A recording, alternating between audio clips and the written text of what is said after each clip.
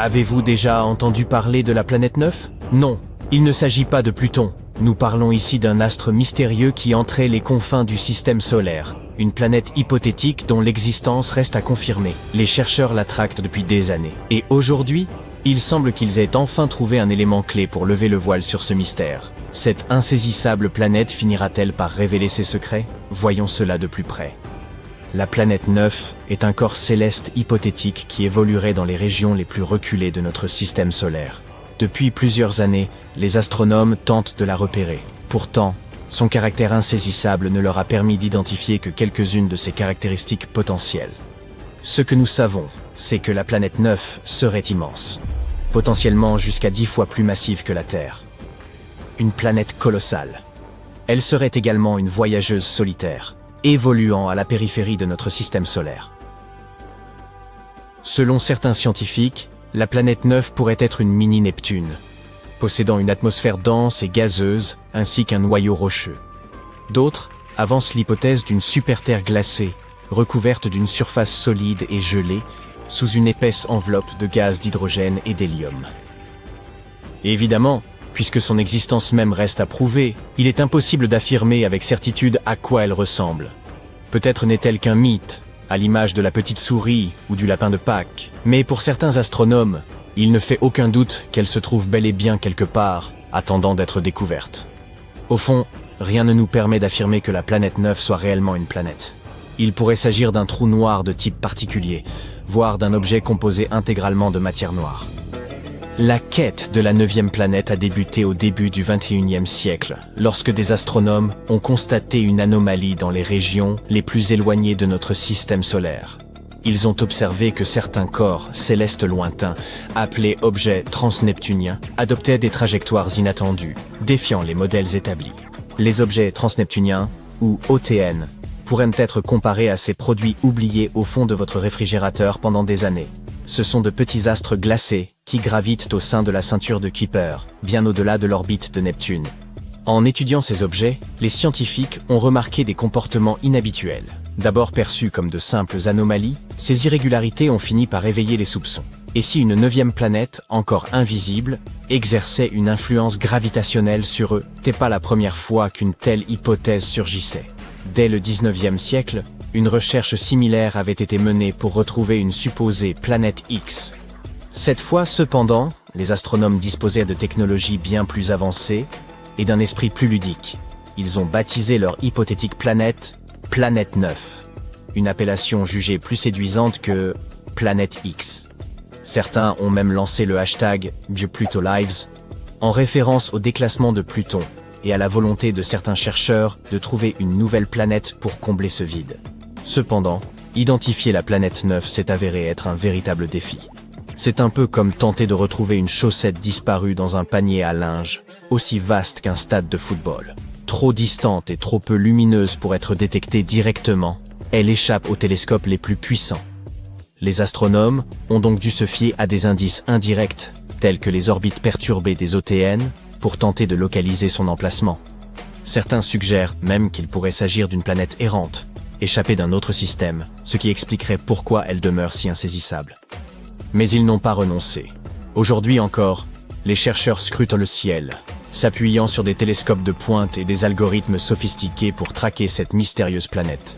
Et vous pouvez garder espoir, chers passionnés d'astronomie, car après des années de recherche, il semblerait que nous ayons enfin trouvé la clé de ce mystère. Le Dr Man Ho Chan, un astronome de l'Université d'éducation de Hong Kong, avance une théorie. La planète 9 ne se contenterait pas d'errer seule. Elle pourrait être accompagnée d'une véritable cohorte de lunes. Il s'agirait donc non seulement d'une planète immense, tapie dans les profondeurs de l'espace, mais aussi d'une collectionneuse invétérée. Dans le système solaire externe, les lunes sont monnaie courante. En fait, presque toutes les planètes situées au-delà de la ceinture principale en possèdent au moins une, à l'exception de Mercure et Vénus. La Terre, avec son unique satellite, semble mal lotie en comparaison. Même Pluton, rétrogradé au rang de planète naine, compte plusieurs lunes. Avouez que c'est un peu injuste. En gardant cela à l'esprit, partons à la chasse aux lunes avec la planète 9. La zone située entre la ceinture de Kuiper, saturée de débris rocheux, et le nuage de Oort, où cette planète est censée se cacher, semble être un terrain propice à la récolte. D'après les calculs de Chan, il serait même plus étrange que cette insaisissable planète n'ait aucun satellite. D'après ses estimations, un astre de la masse de la planète 9 devrait avoir capturé au moins une vingtaine d'objets transneptuniens d'environ 150 km de diamètre. Autrement dit, si cette planète existe, elle pourrait être entourée d'un essaim de petites lunes. On pourrait croire qu'elle joue à une version cosmique de Pokémon en capturant ces petits corps célestes. Mais au-delà de l'image ludique, la présence de ces lunes pourrait nous fournir des indices précieux pour localiser enfin cette insaisissable planète. Reste une question. Comment repérer ces minuscules satellites? Ce n'est pas comme si l'un d'eux pouvait agiter un drapeau ou diffuser un morceau de Beyoncé pour attirer notre attention. Pourtant, il existe un phénomène bien réel qui pourrait nous aider. Le réchauffement par effet de marée. Le chauffage par marée pourrait évoquer une nouvelle mode en matière de fitness. Mais il s'agit en réalité d'un phénomène scientifique bien réel. Il survient lorsque deux corps célestes évoluent à proximité l'un de l'autre. Les marées ne se limitent pas au mouvement de l'océan. Elles résultent aussi des forces gravitationnelles qui s'exercent de manière inégale sur une planète ou une lune. Lorsqu'un de ces astres orbite suffisamment près de son compagnon, leurs forces gravitationnelles respectives les déforment légèrement, leur donnant une silhouette rappelant un ballon de football. En tournant l'un autour de l'autre, ces variations de forme génèrent des frottements internes, produisant ainsi de la chaleur. Impressionnant. Qui aurait cru que la planète 9 pourrait suivre une routine d'exercice? On devrait peut-être commencer à l'appeler plutôt planète gym. Quoi qu'il en soit, si la planète 9 a des lunes, leur attraction gravitationnelle lui ferait constamment changer de forme, générant ainsi de la chaleur. Et nous pourrions peut-être détecter cette planète mystérieuse grâce à la chaleur produite par ces lunes, même si elles n'émettent aucun autre signal. Avant de vous réjouir trop vite, sachez que les trouver ne sera pas simple. Elles sont minuscules et situées à une distance incroyable de nous. Mais bon, découvrir quelque chose d'important n'est jamais simple, pas vrai? Les scientifiques restent confiants qu'avec les technologies appropriées, ils réussiront à repérer ce signal révélateur. Grâce à des instruments sophistiqués, comme le grand réseau d'antennes, millimétriques, submillimétriques, de l'Atacama, Pan-STARS, ou le futur grand télescope d'études synoptiques, il nous sera plus facile de les repérer. Des alliés de choix, n'est-ce pas? Et si nous parvenons à détecter cette signature thermique, cela pourrait enfin confirmer l'existence de la planète 9. Certes, le processus sera long et ardu, mais la récompense pourrait en valoir la peine. Trouver cette planète pourrait expliquer une grande partie des comportements étranges observés chez les objets transneptuniens, dans la ceinture de Kuiper et au-delà. Comme on l'a déjà signalé, ces derniers ont adopté des comportements bizarres récemment, s'inclinant et s'alignant de manière étrange. Tout cela pourrait résulter de l'attraction gravitationnelle de la planète 9. Mais si cette planète n'existe pas, il nous faudra encore trouver une explication à ce comportement. La recherche de la planète 9 est sans doute l'une des aventures les plus palpitantes et fascinantes de l'astronomie contemporaine. C'est un peu comme une chasse au trésor cosmique, et tout le monde est invité à y participer. Alors, saisissez vos télescopes et lançons-nous à la recherche de cette planète. Qui sait, peut-être la trouverons-nous plus tôt que prévu. Nous pourrions nous rapprocher de la découverte d'une planète énorme et glacée par-delà l'orbite de Neptune. Et désolé, Pluton, ce n'est toujours pas toi. Récemment, une cartographie de l'univers utilisant les données d'un télescope hawaïen a éliminé environ 78% des emplacements possibles de ce mystérieux UH Charlie de l'espace. Certains l'appellent planète 9, tandis que d'autres préfèrent planète X. Quoi qu'il en soit, elle est sujette à controverse depuis que son existence a été suggérée pour la première fois. Et c'est principalement dû au fait qu'aucune étude jusqu'à présent n'est parvenue à répondre à la grande question. Existe-t-elle, vraiment? Si elle devait être découverte, la planète 9 serait classée comme la 5e plus grande planète de notre système solaire, avec une masse 10 fois supérieure à celle de la Terre. On pense également qu'elle serait gazeuse, tout comme Uranus. Une étude initiale de la planète 9, datant de 2016, suggère que cette nouvelle planète colossale aurait une orbite 20 fois plus éloignée du Soleil que Neptune, qui se situe à environ 4,5 milliards de kilomètres. En conséquence, la planète 9 mettrait entre 10 000 et 20 000 ans pour accomplir une seule orbite autour du Soleil. Si son existence était prouvée, ce monde encore inconnu dominerait une région plus vaste que n'importe quelle autre planète connue dans notre voisinage cosmique. Toutes ces hypothèses sont bien intrigantes, mais sans la moindre preuve ou observation permettant de les étayer. Avant de les rejeter comme de simples suppositions farfelues, il est important de noter que les chercheurs se sont appuyés sur des modèles mathématiques complexes et des simulations informatiques pour spéculer sur les caractéristiques de cette planète. Parce que c'est ça que font les scientifiques. L'existence de cette hypothétique planète expliquerait diverses interactions mystérieuses observées au-delà de Neptune. Nous parlons spécifiquement de la ceinture de Kuiper, une immense région en forme d'anneau, remplie de débris glacés datant de la formation du système solaire y compris des comètes et des planètes naines comme Pluton. Ce qui se passe, c'est que les 6 objets les plus éloignés dans la ceinture de Kuiper présentent des orbites elliptiques, qui sont toutes orientées vers une direction similaire de l'espace physique et inclinées d'environ 30 degrés vers le bas par rapport au plan orbital de nos 8 planètes connues. Ce qui n'est pas anodin, c'est que malgré leurs vitesses d'orbite distinctes autour du Soleil, ils conservent cet alignement. La probabilité qu'un tel concordance se produise par hasard est extrêmement faible, environ 0,007%. Ainsi vient la théorie de la planète 9. Un corps céleste massif hypothétique qui offre une explication plausible à cet étrange phénomène, en exerçant potentiellement une attraction gravitationnelle qui façonne ses orbites.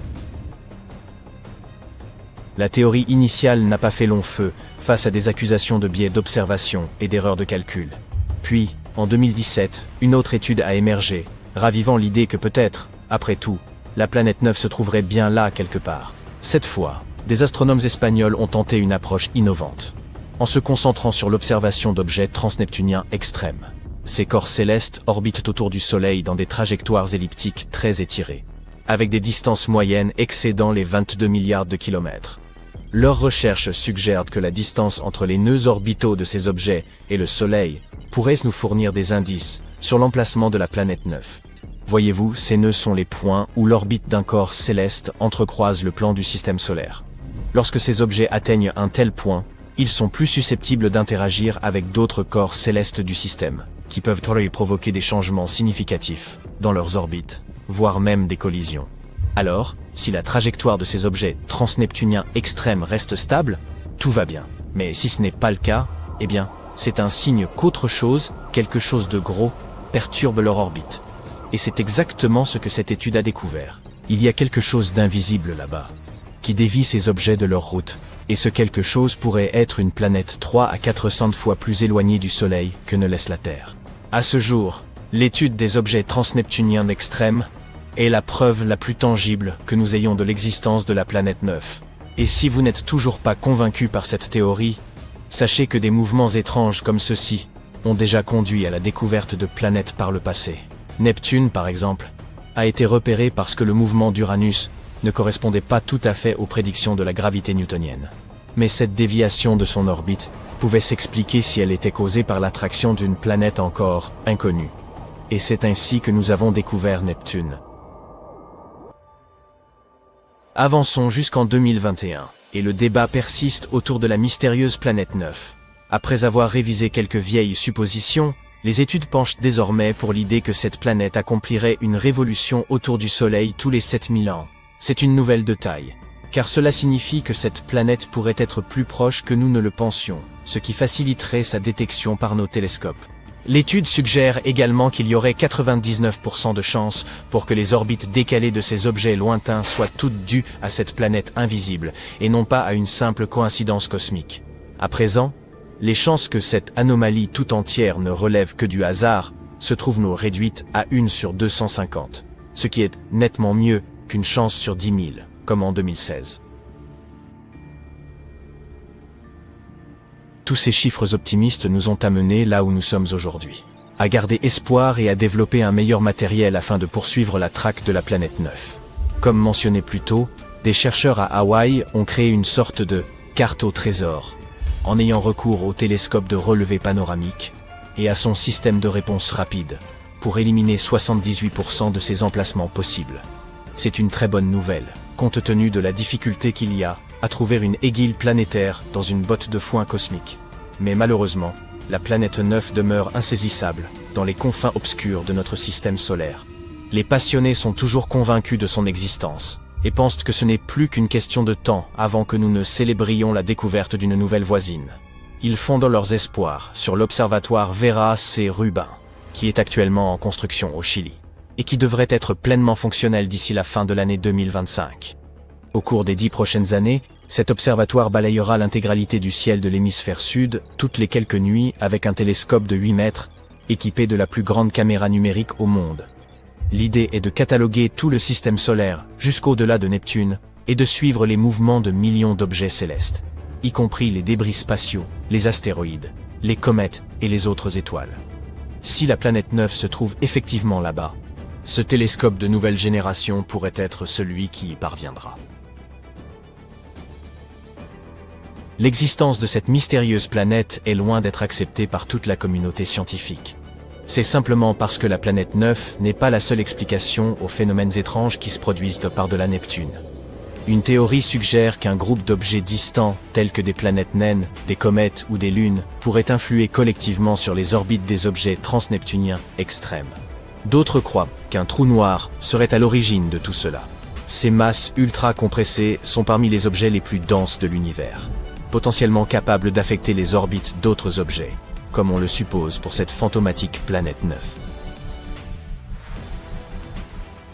Une autre théorie audacieuse suggère que notre compréhension actuelle des lois de la gravité serait erronée, ou plutôt incomplète. Cette dernière, connue sous le nom de dynamique newtonienne modifiée, propose que ces distants objets glacés exhiberaient ce comportement étrange, non pas en raison de l'ingérence d'une autre planète, mais plutôt parce que l'immense champ gravitationnel de la Voie lactée influe sur eux. Toutefois, même les partisans de cette théorie reconnaissent qu'il est trop tôt pour en tirer des conclusions définitives, et des recherches beaucoup plus approfondies sont encore nécessaires. Alors que nous poursuivons sans relâche notre traque de la planète 9, certains astronomes y sont allés encore plus loin, en suggérant l'existence d'une hypothétique planète d'X. Celle-ci aurait une masse et une taille similaires à celle de Mars ou de la Terre, et se trouverait aux confins de la ceinture de Kuiper. Mais voici le truc. Si cette supposée planète d'X est effectivement aussi réduite que les scientifiques le pensent, elle pourrait ne pas avoir une gravité suffisante pour dégager son orbite des débris environnants. Et c'est assez semblable à ce qui se passe avec Pluton. C'est l'une des raisons pour lesquelles elle a été rétrogradée en 2006. Alors, en effet, mieux vaut ne pas trop s'emballer. Cette prétendue planète d'X pourrait finir par être classée comme une autre planète naine. Espace sombre, mystérieux, froid, comètes, astéroïdes, planètes, étoiles, et quelque chose qui se cache là-bas, bien au-delà de Pluton. Oui, il pourrait s'agir de la 9e planète de notre système solaire, celle sur laquelle les gens s'interrogent depuis des siècles. IRAS, qui signifie Satellite astronomique infrarouge, Infrared Astronomical Satellite, a recueilli des données intéressantes en 1983. Cela pourrait être la preuve que la 9e planète se cache là. Personne ne sait si elle existe vraiment. Mais cette découverte a permis de construire un modèle pour mieux comprendre cette éventuelle planète. Et en 2016, les scientifiques ont découvert que certains petits objets spatiaux de la ceinture de Kuiper orbitaient un peu bizarrement. La ceinture de Kuiper est la zone extérieure de notre système solaire. C'est un anneau en forme de beignet rempli de restes de l'époque de la formation de notre système solaire. Tu peux trouver ce beignet au-delà de Neptune. Les objets dans cette région de l'espace ont des orbites étranges, comme si un grand corps avec une forte gravité les repoussait. Toc toc, et voilà à nouveau la planète 9. Selon la théorie, elle pourrait avoir une masse 5 à 10 fois supérieure à celle de notre propre planète, et être jusqu'à 20 fois plus éloignée que Neptune. L'unité astronomique est égale à la distance entre notre planète et le Soleil. Pluton se trouve à environ 40 unités astronomiques du Soleil. Mais la planète 9, si elle existe, est à une distance de 400 à 800 unités astronomiques. Il faudrait 10 000 à 20 000 années terrestres à cette mystérieuse planète pour faire un seul tour autour du Soleil. Il est donc plus difficile pour nous d'intercepter ce corps spatial. Il existe une théorie selon laquelle la planète 9 se serait formée entre les orbites de Jupiter et de Neptune, comme le reste des géantes gazeuses de notre système solaire. La force gravitationnelle de l'une de ces deux énormes planètes l'a probablement éjectée de son orbite. Oh non! Ensuite, la planète 9 a pu être éjectée plus loin des 8 planètes que nous connaissons. Elle a fini par devenir une sorte de déchet glacé, assez petit au début. Mais au fil du temps, la planète 9 a débarrassé son orbite des morceaux de roche et de poussière gelée et s'est finalement transformée en une véritable planète. Selon une autre théorie, il pourrait s'agir d'une planète qu'une autre étoile aurait perdue sur son chemin alors qu'elle passait près de notre système solaire. Quoi qu'il en soit, la planète 9 ne reflète probablement pas beaucoup la lumière du Soleil, puisqu'elle en est très éloignée. Et les astronomes ne savent pas exactement où ils doivent la chercher. L'espace est sombre, mystérieux et sans fin, évidemment. Mais si nous trouvons la planète 9, ce sera la première preuve solide qu'il y a plus de planètes dans notre système solaire que nous le pensions. Passons maintenant à une exoplanète intéressante située à seulement 90 années-lumière de nous. Une exoplanète est généralement une planète située en dehors de notre système solaire. Celle-ci possède une atmosphère avec des nuages d'eau. Une année sur place dure 24 jours terrestres et la planète voyage autour d'une étoile naine rouge qui est beaucoup moins lumineuse et plus petite que notre Soleil. C'est pourquoi, même si la planète est 8 fois plus proche de son étoile que nous ne le sommes de notre Soleil, la température est similaire à celle de notre planète. Cette exoplanète a une taille semblable à celle de Neptune. Elle est également moins dense, ce qui signifie qu'elle est principalement constituée de gaz, contrairement à la Terre qui est constituée de roches. La température moyenne est de 60 degrés Celsius, ce qui en fait l'une des petites exoplanètes les plus fraîches que nous ayons jamais découvertes. Et plus l'exoplanète est froide, plus nous avons de chances de trouver des nuages dans son atmosphère. Les chercheurs ont découvert plus de 4000 exoplanètes, mais toutes ont été repérées dans la Voie lactée, du moins jusqu'à présent. Pour la première fois, les astronomes ont peut-être trouvé une planète en dehors de notre galaxie. Ils l'ont appelée M51 ULS-1. La planète est située dans la galaxie du Tourbillon, une galaxie spirale distante de 28 millions d'années-lumière de nous. Il y avait autrefois une très jeune mais énorme étoile qui s'est retrouvée coincée dans une danse gravitationnelle avec quelque chose qui pourrait être une étoile à neutrons, le noyau effondré d'une étoile géante, dense ou un trou noir. Le partenaire de danse de l'étoile avait une gravité incroyablement forte. Il se nourrissait de l'étoile et lui arrachait son plasma avec avidité. Puis, quelque chose d'inhabituel s'est produit. Un objet inconnu, peut-être même de la taille de Saturne, est passé par là et a bloqué cette confrontation depuis notre système solaire. À présent, personne ne peut voir ce qui se passe, mais cela pourrait potentiellement être la planète la plus éloignée que nous ayons jamais découverte. Il y a une planète récemment découverte en dehors de notre système solaire. Aussi grande que Jupiter, elle tourne autour de 2 étoiles. Et comme nous pouvons l'observer depuis notre planète, elle passe devant les deux. Le tour complet autour de ces 2 étoiles, qui correspond à 1 an, prend environ 200 jours terrestres.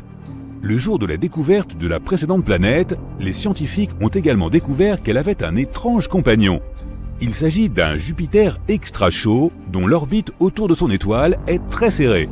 L'année dure seulement 1,9 jours terrestres. Cette planète a une orbite de forme bizarre. De plus, elle se déplace dans le sens inverse de la rotation de son étoile. Si tu pouvais voyager à 57 années-lumière de notre planète, tu verrais quelque chose de rose caché dans l'obscurité. En te rapprochant, il devient plus grand et plus fascinant. Webb, c'est une planète de couleur magenta. À quelques milliards de kilomètres de son Soleil, cette planète est l'une des plus jeunes que les scientifiques aient découvertes. Elle n'a que 100 à 200 millions d'années. Elle est faite de gaz rose, similaire à notre Jupiter. Donc si tu pouvais voler plus près de sa surface, ce gaz t'envelopperait comme un épais brouillard. Plus tu t'approches et plus tu t'enfonces, plus le gaz s'assombrit et prend une teinte rougeâtre. Et regarde le noyau de la planète, il est super chaud. À cause de sa température élevée de 240 degrés Celsius, cette planète est comme un four. La chaleur est la raison pour laquelle la planète brille si fort. Tu remarques aussi que le ciel est rose flou, avec des nuages faits de gouttelettes d'eau gelée, semblables aux nôtres. Il existe une exoplanète 2 fois moins grosse que la Terre, qui est l'une des plus petites planètes que nous ayons jamais trouvées en dehors de notre système solaire. Son diamètre est de 9000 km.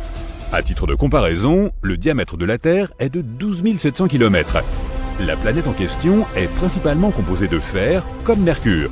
Mercure possède un noyau de fer très dense et une croûte très fine, ce qui en fait une curiosité dans notre système solaire. À ses débuts, il est entré en collision avec un corps spatial au moins une fois. Cette collision a arraché ses couches externes, ce qui explique que seul le noyau de fer ferme soit resté. Peut-être que cette petite exoplanète a également participé à une énorme collision spatiale. C'est ce qui a probablement emporté le manteau de la planète et laissé uniquement son noyau de fer. Ou peut-être s'agit-il simplement du vestige d'une planète gazeuse de la taille de Neptune. L'atmosphère de la planète a pu être soufflée par, disons, une énorme quantité de radiation provenant de l'étoile. Cette planète est à seulement 31 années-lumière de nous, et le jour là-bas dure moins de 8 heures terrestres. La planète est seulement un peu plus grande que Mars. Il est peu probable que des gens s'y installent un jour à cause de ces températures extrêmes qui vont jusqu'à 1500 degrés Celsius. Il pourrait même y avoir de la lave en fusion sur le côté de la planète qui fait face à son étoile. Ces températures sont suffisamment élevées pour évaporer toute atmosphère. Donc cette planète a pu en avoir une dans le passé. En général, les géantes gazeuses comme Jupiter ne peuvent pas supporter la vie, car elles ont des conditions climatiques, des températures et des pressions extrêmes. Et il n'y a pas de composants qui permettraient de créer la vie. Mais les planètes terrestres plus petites, comme la Terre, ont plus d'ingrédients clés comme l'oxygène et l'eau liquide. De plus, elles ont des températures plus modérées et d'autres conditions. Et pourtant, toutes ces planètes n'abritent pas la vie, bien sûr. Il n'est pas facile de trouver une planète qui offre des conditions similaires à celles que nous connaissons sur Terre, ou du moins, les conditions qui permettraient à la vie de s'y développer. Mais voici Kepler 22b, l'une de nos découvertes les plus prometteuses. Elle se trouve à 600 années-lumière de nous, est 2 fois plus grande que notre planète et affiche des températures d'environ 22 degrés Celsius. C'est ce qu'on appelle une super-Terre. C'est une catégorie de planètes différente de toutes celles que nous avons dans le système solaire. Elles sont plus lourdes que la Terre, mais toujours plus légères que les géantes de glace, comme Uranus ou Neptune.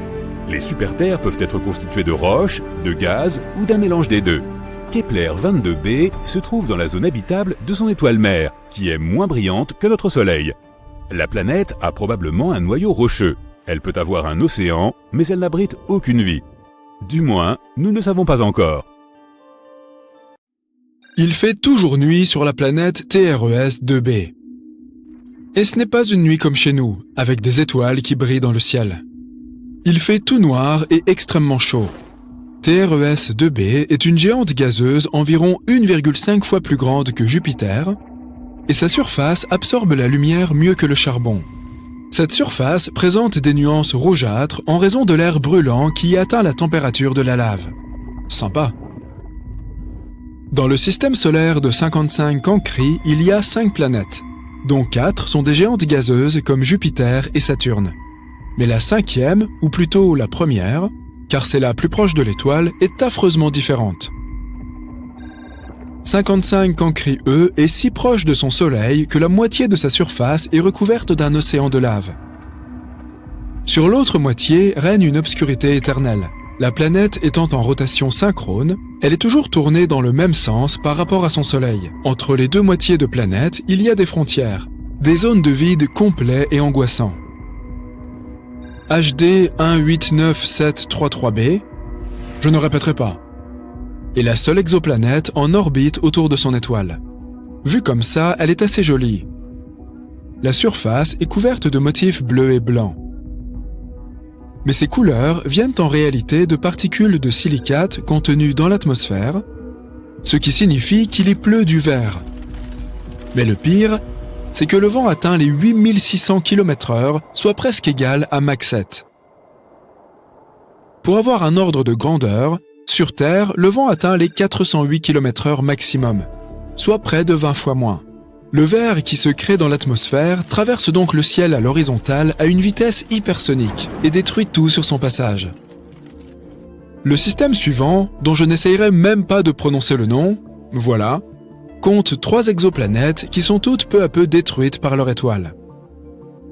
En effet, il ne s'agit pas d'une étoile normale, mais d'un pulsar, le noyau d'une étoile morte tournant très rapidement sur lui-même. Il émet un fort rayonnement électromagnétique dans toutes les directions, pendant qu'il tourne autour de son axe plusieurs milliers de fois par seconde. Les planètes qui gravitent autour de cette étoile sont peu à peu absorbées et, à terme, disparaîtront complètement. Kepler 70 est une étoile naine bleue, passée par le stade de géante rouge il y a 18 millions d'années. À l'époque, 2 planètes gravitaient autour de Kepler 70, la plus proche des deux étant une géante gazeuse comme Jupiter. Elle s'appelle Kepler 70b et elle existe encore, mais son étoile l'a entièrement consommée et transformée en un amas de roches flamboyants. C'est l'une des planètes les plus chaudes jamais découvertes. Sa surface est plus ardente que celle de notre Soleil. Cette planète a réussi à survivre, mais elle est en train de s'évaporer maintenant et elle pourrait bientôt disparaître. WASP-12b est l'une des planètes les plus tristes et bizarres que l'on connaisse. Son étoile la dévore peu à peu à cause de sa forte gravité et de la constitution principalement gazeuse de cette planète. WASP-12b a déjà pris une forme ovale, étendue vers son Soleil, et elle ne peut rien y faire. Dans 10 millions d'années, la planète succombera inévitablement à l'appétit vorace de son étoile. Je dis ça juste pour t'instruire. Si tu t'es déjà demandé quel effet ça fait de marcher sur de la glace et sur des charbons ardents en même temps, sache que Gliese 436b peut te faire vivre cette expérience. Cette exoplanète de la taille de Neptune est très proche de son Soleil et atteint des températures extrêmement élevées. Et pourtant, elle est couverte de glace qui brûle régulièrement. La glace est beaucoup plus dense à cause de l'importante gravité de la planète et elle reste donc solide, même dans des conditions extrêmes. La liste de ces mondes terribles ne serait pas complète sans Vénus, la jumelle diabolique de la Terre. La deuxième planète du système solaire a une atmosphère si dense et chargée de nuages que sa surface est bien plus chaude que celle de Mercure. Les éruptions volcaniques sont récurrentes, la pression atmosphérique est environ 100 fois plus forte que sur Terre, et les nuages dont j'ai parlé ne sont pas composés d'eau, mais d'acide sulfurique qui se condensent et se transforment en pluie. Même si tu étais assez courageux ou assez fou pour avoir envie de traverser ces nuages, tu ne pourrais pas le faire. Le vent y est aussi violent que celui de nos plus puissants ouragans. Un nom très long pour une planète très très froide. Bien que son étoile ne soit pas si éloignée. Il s'agit d'une naine rouge relativement froide, dont la chaleur et la lumière atteignent à peine la planète en question. Les températures là-bas peuvent descendre jusqu'à moins 223 degrés. Pas si loin du zéro absolu. C'est une planète sombre, triste et couverte d'une glace éternelle qui ne fond jamais. Étant donné qu'elle a un noyau rocheux, il se peut qu'elle génère un peu de chaleur et que, sous la surface gelée, se cache un extraterrestre inconnu. Dimidium, une planète située à 50 années-lumière de notre système solaire, est hostile à toute forme de vie pour plusieurs raisons. Elle est en rotation synchrone avec son Soleil, ce qui signifie que l'un de ses côtés fait toujours face à son Soleil et que l'autre est toujours dans l'ombre. Le côté chaud atteint des températures de 980 degrés et des vents constants y soufflent à plus de 1000 km/h. Dimidium a beau être une géante gazeuse, elle contient de grandes quantités de fer qui fond et s'évaporent dans l'atmosphère en créant des nuages où le fer se refroidit et retombe au sol, sous la forme d'une infernale pluie de métal en fusion. L'oxygène est considéré comme un élément essentiel à la vie sur une planète. Mais ce n'est pas le cas pour Osiris. Les chercheurs ont été choqués de constater la présence d'oxygène sur celle-ci, ou plutôt autour d'elle, puisqu'elle est 8 fois plus proche de son étoile que Mercure ne l'est du Soleil. À cause de cette proximité, Osiris est une sorte de fournaise, où tout ce qui peut brûler brûle. Elle a aussi un tour d'orbite très réduit. Un an sur Osiris correspond à 3,5 jours sur Terre. L'atmosphère de la planète est constamment balayée au loin et anéantie par la chaleur de son Soleil. Corotte Exo 3b n'est pas aussi froide ou aussi chaude que les planètes de cette liste. Mais elle est terrifiante à sa façon. C'est une géante gazeuse d'une taille semblable à celle de Jupiter, mais 20 fois plus dense. La gravité de cette planète est donc 50 fois plus importante que la gravité de la Terre. Si tu voulais poser le pied sur Corotte Exo 3b, tu serais presque immédiatement écrasé par la densité de son atmosphère. Corotte 7b est encore une planète four. La température moyenne dépasse les 2200 degrés. Sa surface rocheuse rend le paysage vraiment infernal. Les roches au sol bouillonnent et s'évaporent dans l'atmosphère, où elles refroidissent et se transforment en pluie de pierre. Le pire, c'est que Corotte 7b était probablement autrefois une géante gazeuse dont l'atmosphère a été anéantie par la chaleur, laissant seulement ce noyau calciné derrière elle. On pense généralement que les astéroïdes sont les seuls objets flottants dans l'espace, mais des exemples comme celui de OTS-44 nous ont prouvé le contraire. Et ça glace le sang. Imagine une planète environ 11 fois plus grosse que Jupiter, qui erre dans l'espace sans suivre la moindre orbite. Vu sa masse et sa taille gargantuesque, si jamais OTS-44 entrait en collision avec une autre planète, elle la détruirait et continuerait sa route comme si de rien n'était. Encore plus flippant, les chercheurs pensent qu'il existe des millions de planètes semblables qui attendent simplement d'être découvertes. Il n'y a pas de preuves certaines de leur existence, mais en théorie, les planètes de carbone se sont formées quelque part non loin du centre de notre galaxie. Si l'oxygène entrait dans leur atmosphère, il réagirait avec le carbone et se transformerait en CO2, en produisant des nuages noirs toxiques. Au sol, il y aurait des océans de goudron, des geysers de méthane et de pétrole. Il pleuvrait aussi, mais ce ne serait pas exactement une pluie rafraîchissante. Des torrents de pétrole et d'asphalte liquide prendraient feu au contact du sol. Difficile d'imaginer quelque chose qui survivrait dans ces conditions. Lorsque les planètes explosent, ça peut chauffer très fort. Les atmosphères sont balayées, les morceaux de roche volent en éclats, tout est pulvérisé. L'espace autour devient plus brillant qu'une douzaine de soleils. Tu fermes les yeux et tu te couvres les oreilles. Tes cheveux se hérissent.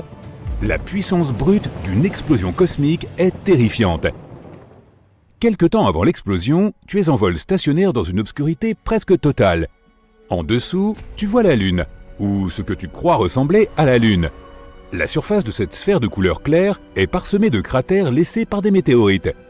Tu vois d'énormes collines escarpées qui s'étendent sur des kilomètres. En fait, il s'agit de Mercure, et tu t'apprêtes à la faire exploser. Comme au ralenti, tu regardes la planète voler en éclats. Et puis en un clin d'œil, tu vois un mur de débris se rapprocher de toi. D'abord des fragments de roches géants, c'est tout ce qui reste de la croûte solide et du manteau rocheux de la planète. Puis l'aspect et la structure des débris qui volent dans ta direction changent. Maintenant, ces choses ont l'air liquides, comme des éclaboussures de vif argent. C'est le noyau métallique de Mercure qui éclate. Il occupait 85% du volume de la planète. Et enfin, c'est à nouveau un feu d'artifice de morceaux solides. C'est le noyau solide de la planète.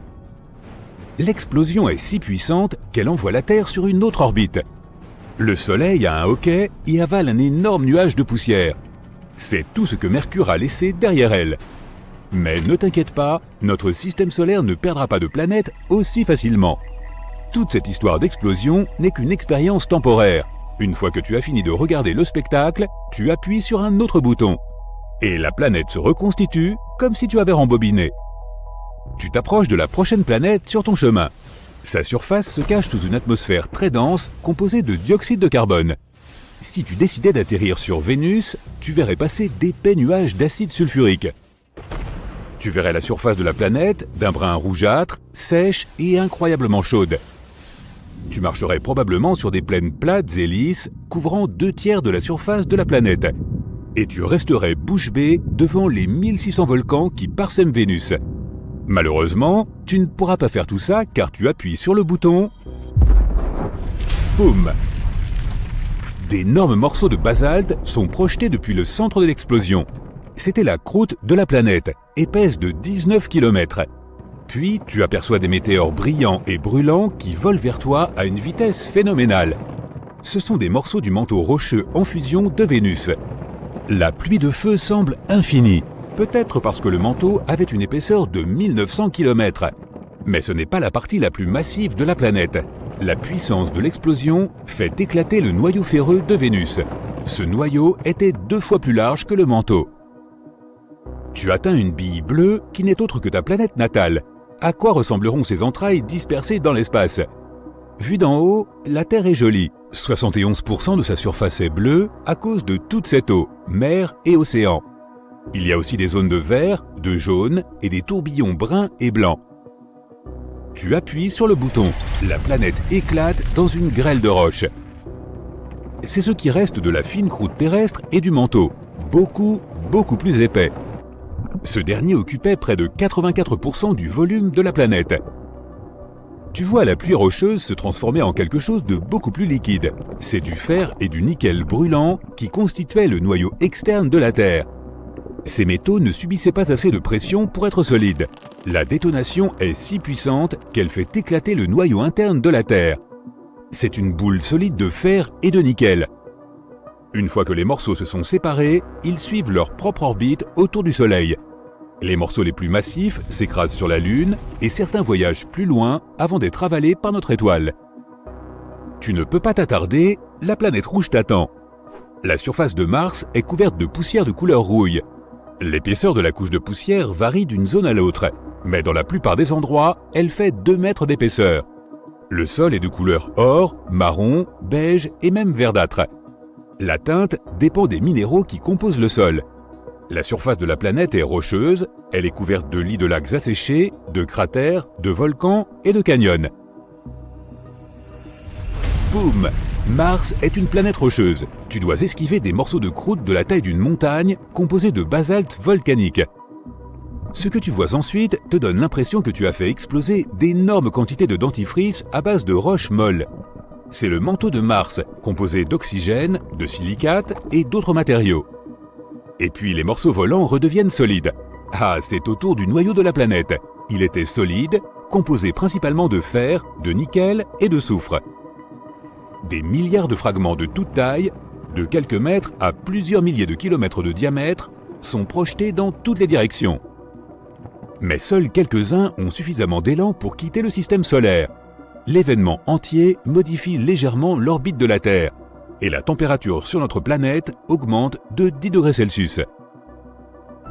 Tu laisses les planètes rocheuses derrière toi et tu te rapproches de la première géante gazeuse sur ton chemin, Jupiter. D'épais nuages bruns, jaunes, rouges et blancs cachent sa surface. Ils donnent à la planète un aspect coloré et joliment rayé. Tu appuies sur le bouton. Cette fois, le spectacle est différent. Au lieu de morceaux de croûte solide, tu vois des jets de gaz qui accélèrent depuis le centre de la planète. C'est ce qui composait l'atmosphère de Jupiter, faite d'hydrogène et d'hélium gazeux. En un rien de temps, la matière qui s'échappe dans l'espace devient liquide. C'est l'hydrogène qui change de forme sous l'immense pression atmosphérique qui règne au plus proche du centre de la planète. Un peu plus tard, le liquide est déjà un mélange d'hydrogène métallique et d'hélium. Et enfin, quelque chose de solide. C'était probablement le noyau de Jupiter, 14 à 18 fois la masse de la Terre. Le diamètre de la géante gazeuse était d'environ 145 000 km. Mais l'explosion ne dure pas plus d'une demi-seconde. Elle est cependant si forte qu'elle fait s'évaporer les planètes plus petites comme Mars et la Terre. Le Soleil reste à peu près intact. Il devient plus chaud et plutôt instable pendant un moment. Mais cela ne dure pas longtemps. La prochaine géante gazeuse sur ton chemin est Saturne. À première vue, on dirait que la planète a une surface. La sphère brun-jaune, apparemment solide, est entourée de couches de nuages. Les anneaux caractéristiques de Saturne sont impressionnants et colorés, gris, beige et brun. Ce sont en fait des groupes de petits anneaux composés de morceaux flottants de glace, de roches et de poussière. Ces morceaux vont de la taille d'un caillou à celle d'un énorme gratte-ciel.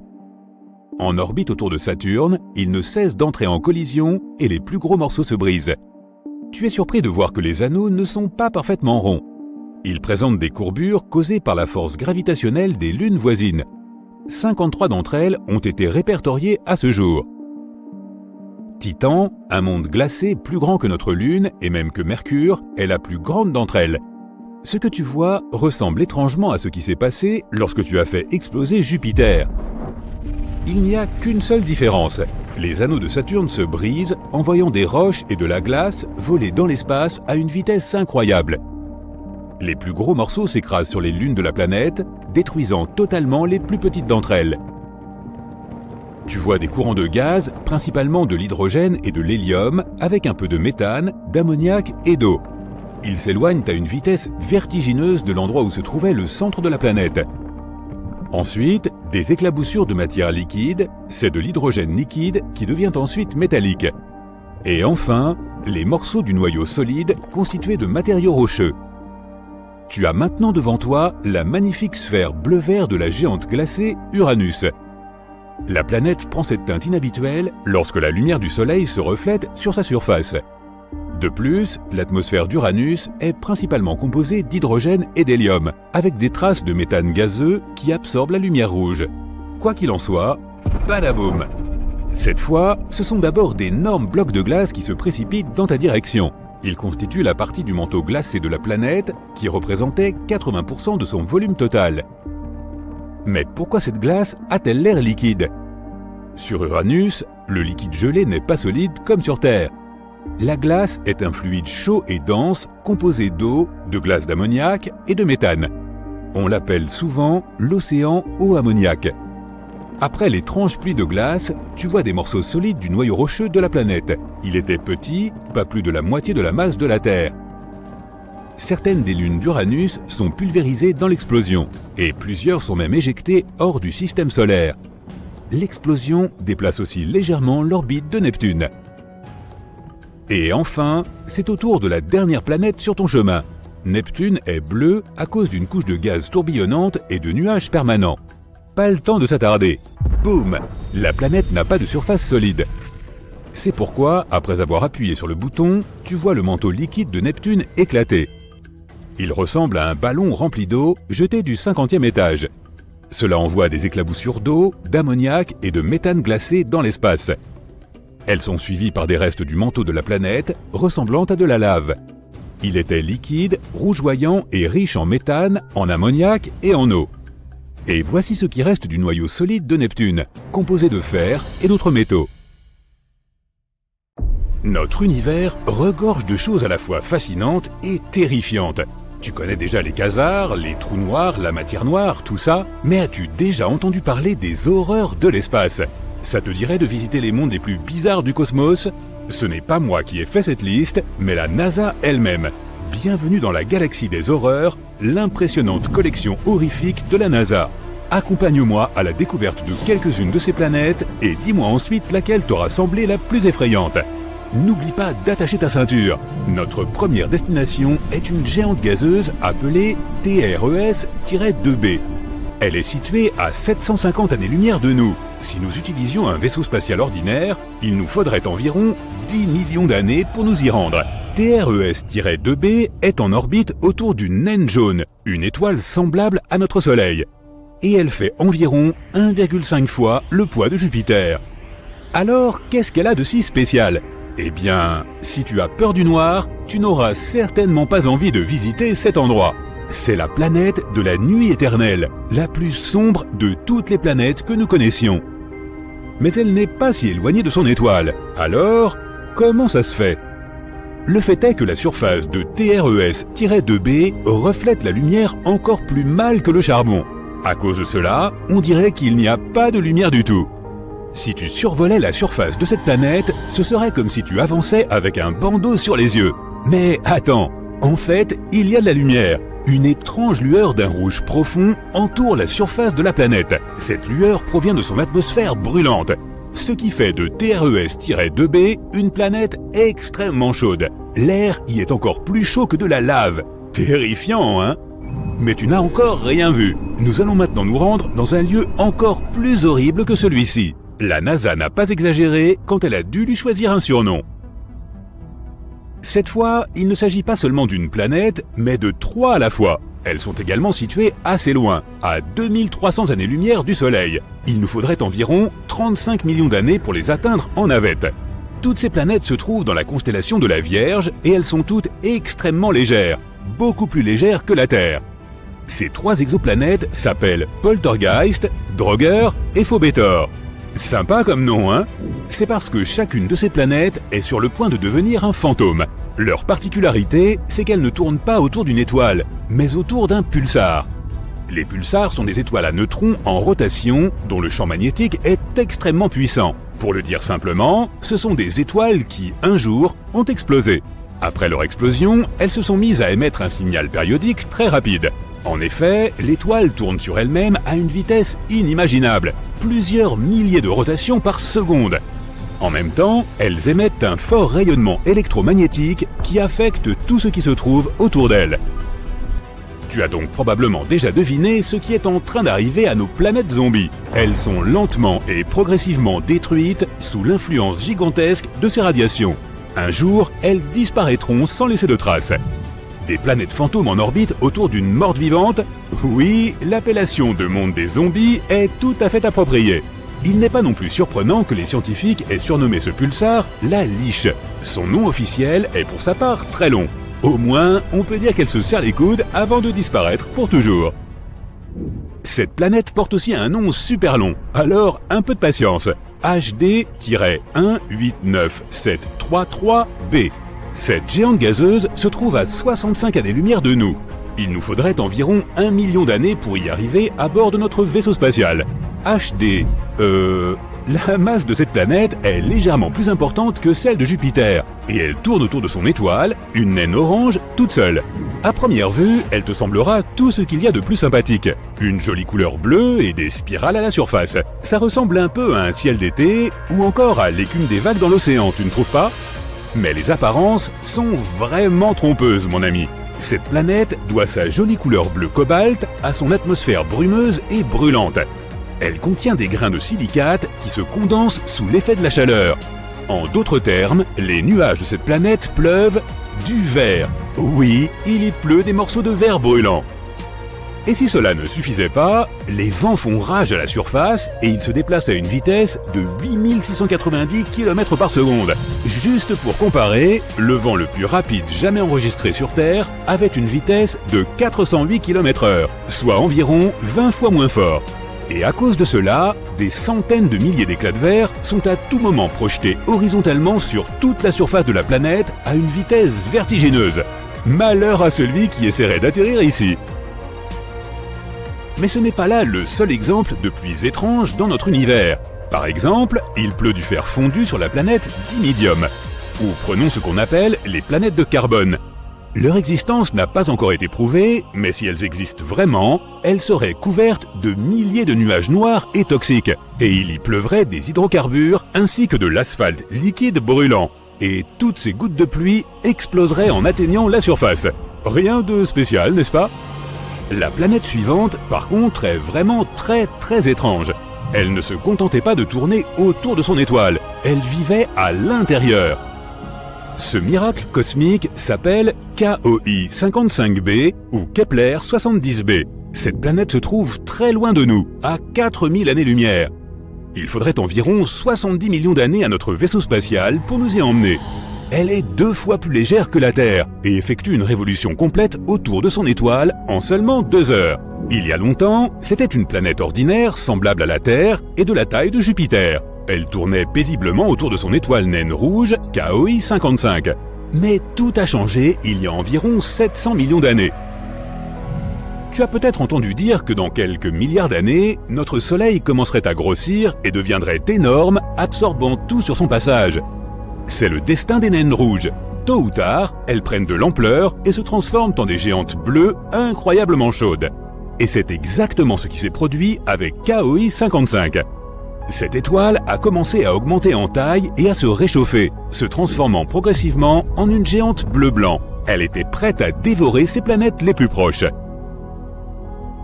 Mais KOI 55b ne s'en est pas soucié. Lorsque l'étoile l'a atteinte, cette planète s'est simplement installée à l'intérieur. En outre, après un certain temps, elle a même fini par quitter son étoile, se plaçant simplement sur une nouvelle orbite. Comment est-ce possible ? Le temps passé à l'intérieur de son étoile a transformé KOI 55b en un gros caillou chauffé à blanc. C'est l'une des planètes les plus chaudes que nous ayons découvertes jusqu'à présent. La température y atteint 6650 degrés Celsius. C'est plus chaud que notre Soleil, qui est, je te le rappelle, une véritable étoile. Et inexplicablement, son existence se poursuit comme si de rien n'était. Malheureusement, tôt ou tard, la planète finira par disparaître. Elle s'évapore lentement en raison de son atmosphère incandescente. Mais quand même, elle aura survécu à son voyage au travers de l'étoile. Ce qui est loin d'être une prouesse ordinaire, c'est le moins qu'on puisse dire. Quelle force de volonté! Cependant, toutes les planètes n'ont pas autant de chance. Certaines se voient graduellement détruites par leur étoile. Cette dernière planète est tristement solitaire. Elle est située à 870 années-lumière de nous. Notre voyage en vaisseau prendrait environ 25 millions d'années. La masse de cette planète est environ 1,5 fois plus importante que celle de Jupiter. C'est un endroit aussi triste que sombre. Cette géante gazeuse condamnée, qui ressemble beaucoup à Jupiter, tourne autour de son étoile toute seule. En même temps, elle est située si près de son astre que sa période orbitale ne dure qu'1 jour. Bien sûr, à cause de cette proximité, l'étoile absorbe progressivement WASP-12b. Sa chaleur intense détruit et dévore lentement l'atmosphère de la planète. Il ne lui reste qu'environ 10 millions d'années. Mais voici quelque chose d'encore plus intéressant. À cause d'un rare phénomène d'étirement, WASP-12b a désormais la forme d'un œuf. Elle ne ressemble même plus à une vraie planète. Et elle est aussi très chaude. La température de surface de cette géante gazeuse est de 2204 degrés Celsius. De plus, un spectrographe des origines cosmiques, ou SOC en abrégé, a découvert que la planète échangeait de la matière avec son étoile. Elles sont situées si près l'une de l'autre qu'elles se passent une partie de leurs éléments chimiques. C'est un phénomène courant dans les systèmes d'étoiles binaires très rapprochés, mais c'est la première fois que les scientifiques constatent un tel fait dans une relation étoile-planète. Un système vraiment unique. Franchement, si on me garantissait une sécurité totale, je serais enchanté d'aller faire un tour sur quelques-unes de ces planètes. Et toi, fais-le moi savoir dans les commentaires. Tu regardes le ciel nocturne. Waouh! Pendant une grande partie de notre histoire, nous avons cherché la vie parmi ces étoiles et les planètes qui tournent autour. Mais l'espace a aussi des yeux, et il y a peut-être quelqu'un là-haut qui nous regarde. Les scientifiques affirment qu'au moins 29 planètes lointaines pourraient nous observer en ce moment même. Alors recoiffe-toi et affiche ton plus beau sourire. Jusqu'à présent, nous avons identifié dans la Voie lactée au moins 1715 systèmes d'étoiles voisines qui pourraient détecter notre planète avec des télescopes conventionnels. Ces étoiles sont situées dans notre galaxie, donc si elles pointaient leur télescope vers notre Soleil, tôt ou tard, elles verraient un petit point qui passe entre notre étoile natale et l'observateur. C'est ce qu'on appelle un transit. C'est une méthode de détection des planètes en astronomie. Tu peux d'ailleurs observer les phénomènes de transit directement chez toi avec un télescope. Tu dois le pointer vers le Soleil et attendre. Ensuite, tu verras Mercure. C'est la planète la plus proche du Soleil, et maintenant, tu la vois comme un petit point. Le processus de transit de Mercure peut durer environ 5 heures. Et ce phénomène se produit environ 14 fois par siècle. Tu pourras observer le prochain transit le 13 novembre 2032. Marque-le bien dans ton agenda. De même, tu peux observer Vénus, la deuxième planète la plus proche du Soleil. Mais comme elle est plus éloignée, ces transits sont moins fréquents. Les derniers ont eu lieu en 2004 et 2012. Les deux prochains sont attendus en 2117 et 2125. Nous ne serons probablement plus là. Ces systèmes stellaires ont donc la possibilité d'observer notre planète. Mais les télescopes à longue portée fonctionnent un peu différemment. En fait, l'observateur ne verra pas un point noir avec le Soleil en arrière-plan. Le télescope mesurera la luminosité de notre étoile. Lorsque la Terre commencera son transit entre le Soleil et l'observateur, le télescope enregistrera une légère baisse de la luminosité de l'étoile, car notre planète bloquera la trajectoire des rayons du Soleil. Les scientifiques de ces civilisations extraterrestres lointaines pourront calculer cette baisse de luminosité et déterminer la taille de notre planète. Mais les plus de 1700 systèmes stellaires ne sont pas tous susceptibles d'abriter une vie extraterrestre. Les scientifiques ont réduit ce nombre à 29 planètes situées près de certaines de ces étoiles.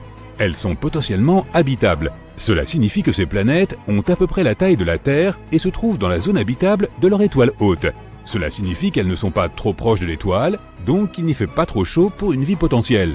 L'eau ne s'y évapore pas comme dans une marmite bouillante. Elles ne sont pas non plus trop éloignées, donc il ne fait pas trop froid, et l'eau ne gèle pas en d'épaisses couches de glace.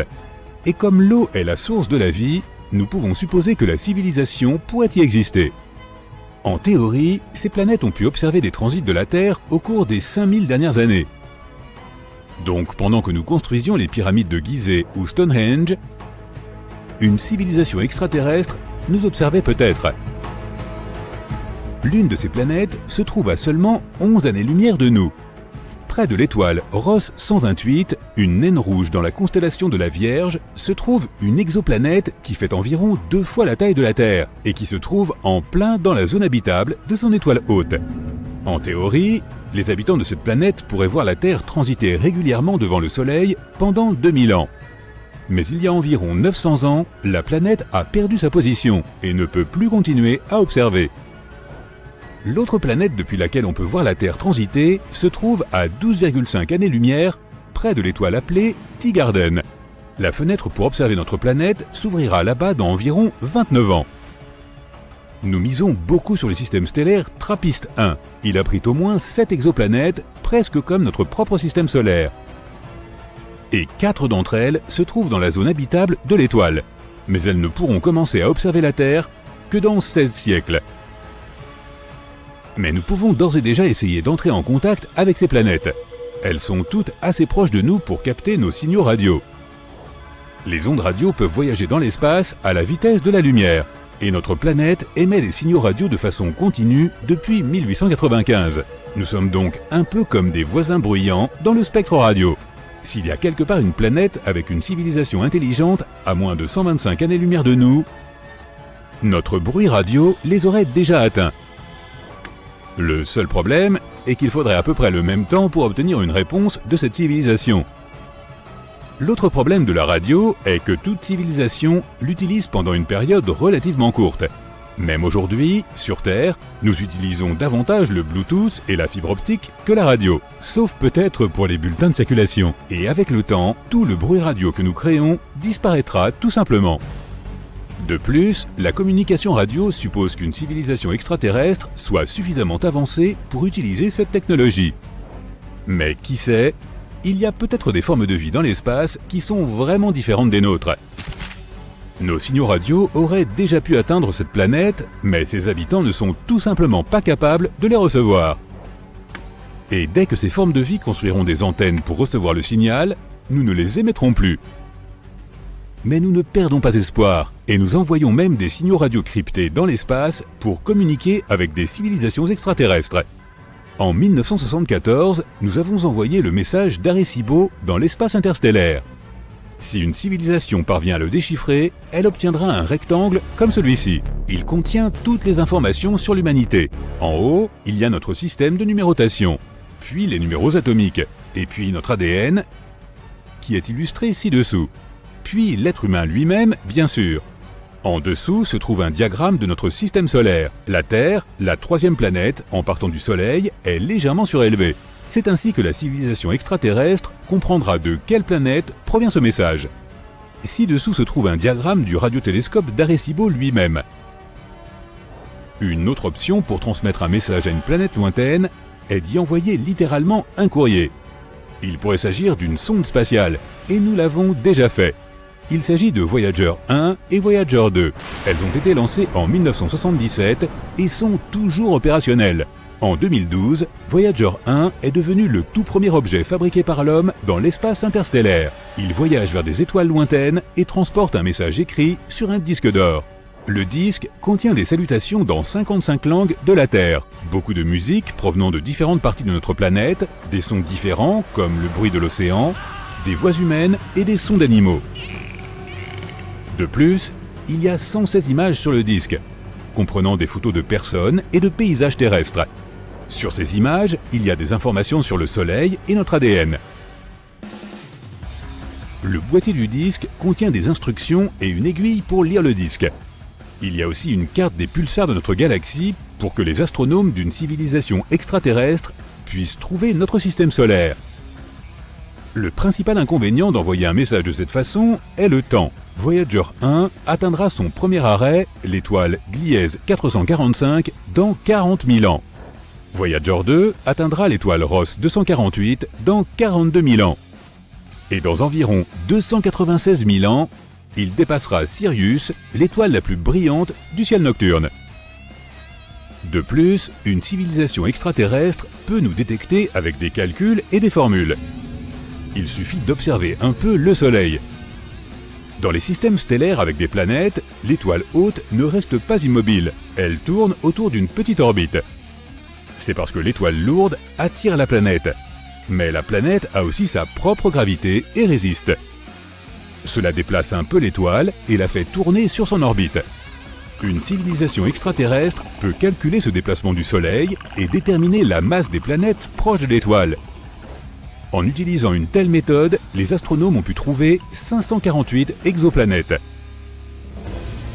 Supposons que nous ayons établi un contact avec une civilisation extraterrestre près de l'étoile la plus proche, Proxima Centauri. Il y a bien une exoplanète là-bas, mais les radiations de l'étoile hôte détruiraient toute forme de vie.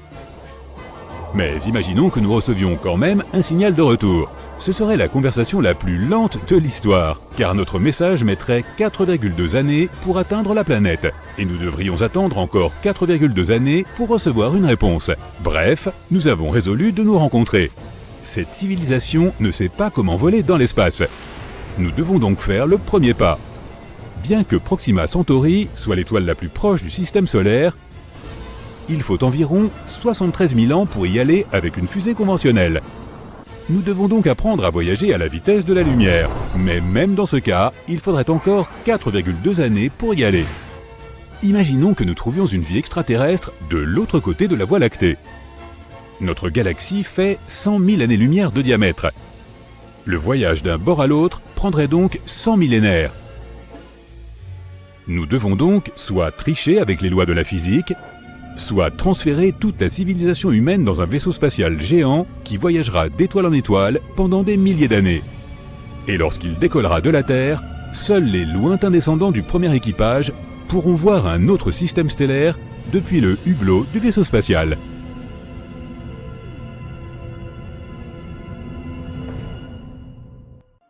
Nous nous sommes énormément concentrés sur la recherche de vie sur Mars, alors qu'il y a un joyau qui n'attend que d'être exploré. Cette planète est la 6e plus éloignée du Soleil et la 2e plus grande du système solaire. Elle se trouve juste derrière Jupiter, je te parle de Saturne, ou comme on l'appelle parfois, le joyau du système solaire. Elle est complètement différente de notre planète. Tout d'abord, tu ne pourrais pas y tenir debout. Alors que la Terre est constituée de roches et d'autres matériaux solides, cette planète est une boule géante composée principalement de gaz. Si tu trouvais une piscine suffisamment grande pour contenir Saturne, tu verrais cette planète flotter sur l'eau. Pas étonnant, c'est la planète la moins dense du système solaire.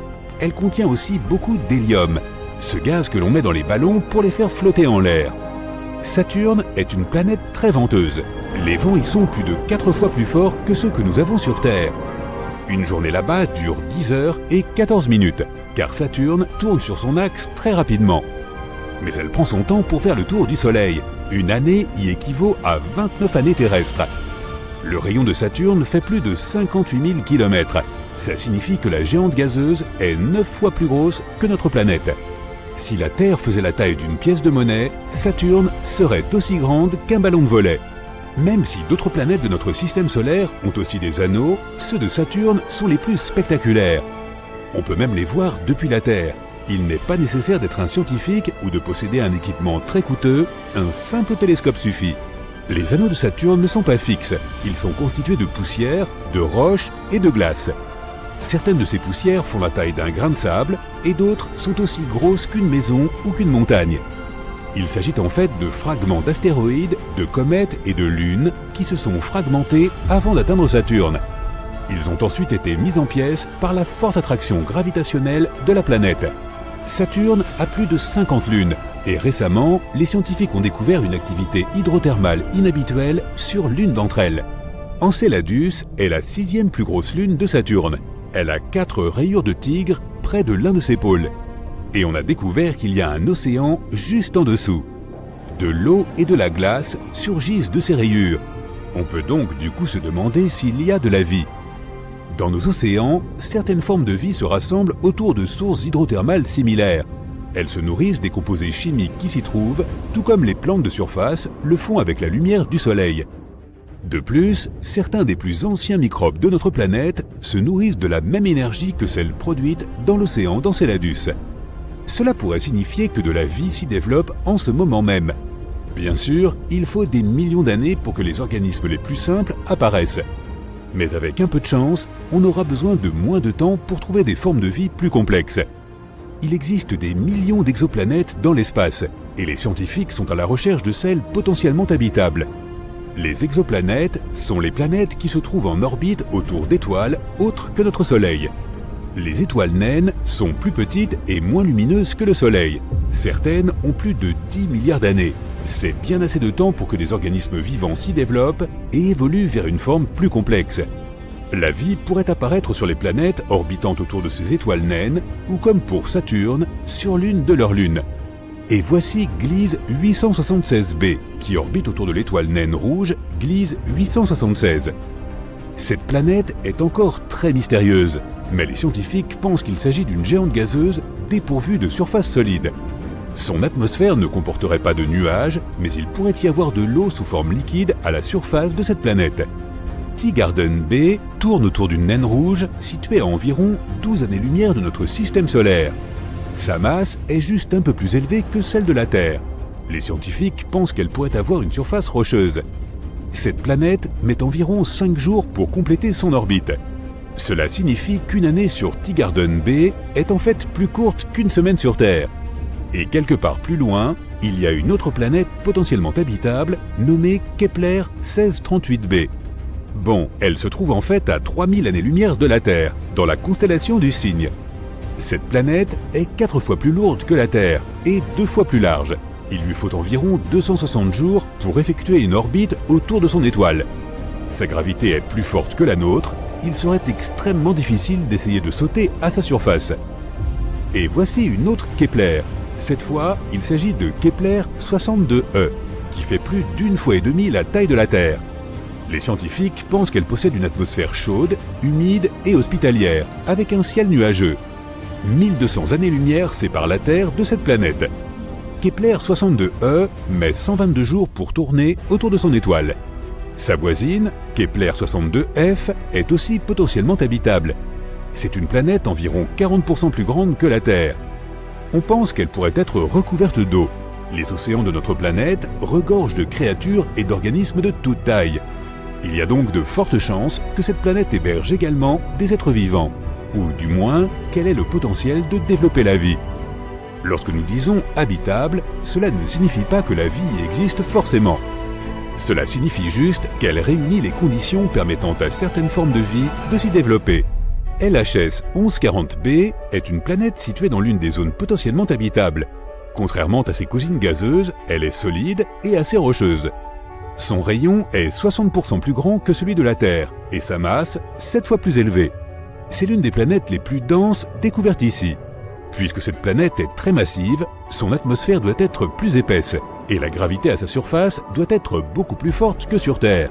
C'est pourquoi tu aurais sûrement du mal à y tenir debout. Salutations de TRAPPIST-1, une naine de la constellation du Verseau.